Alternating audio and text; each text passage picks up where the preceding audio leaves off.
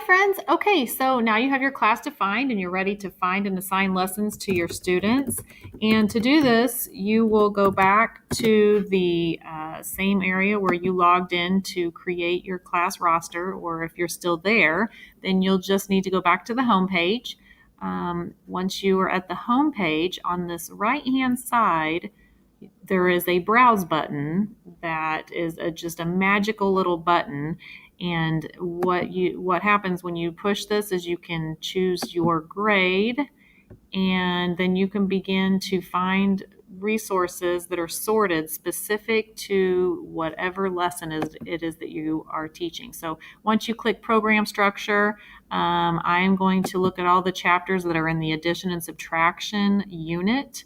I would like to have some of my students review some basic facts. We just went over some addition facts, and I feel like I have some students that might be able to use some extra practice, or perhaps I've retaught something and I would like for students to have an opportunity to practice this a little more. You click the lesson level resources and you will just find just a plethora of resources available to you. And again, this is only for lesson 3.2. So each lesson has lots and lots of resources for you to choose from. I'm particularly interested in the digital path because that's what I can assign to my students. So let's just say that I would like for them to, a particular student to do double plus one assignment. So I'm going to take a look at that and see if it's something I'd like for them to complete George is digitally. serving pizza today. Okay, and if I decide that that's something I'd like for them to do, I can assign it right from the area where it's already all sorted out. I'll give the assignment a name. You have to do this to be able to make that assignment.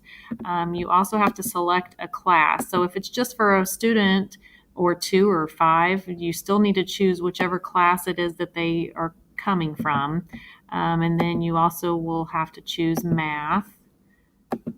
And again, I only have one student in this particular class, but pretend that there's a bunch of students. You could assign it to the ones that would be appropriate to assign this to, whether it's your whole class or whether it's just a specific student that needed some extra practice.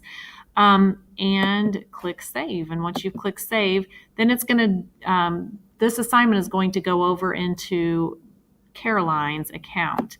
Now, in the past, Caroline would need to go and log into Think Central just much the way that I did, except for with her credentials.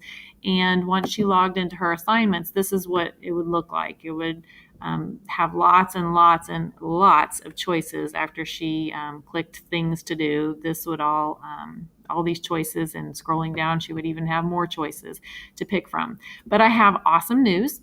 We now have the HMH Player. This is an app that is by our same company that you can have your students click on.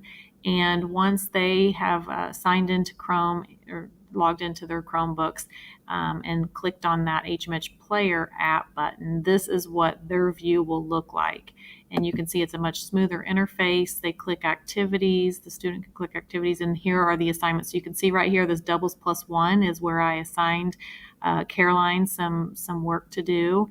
And this is the student view. And I think that you and your students are going to be very happy with this much smoother interface. It's a lot more user friendly.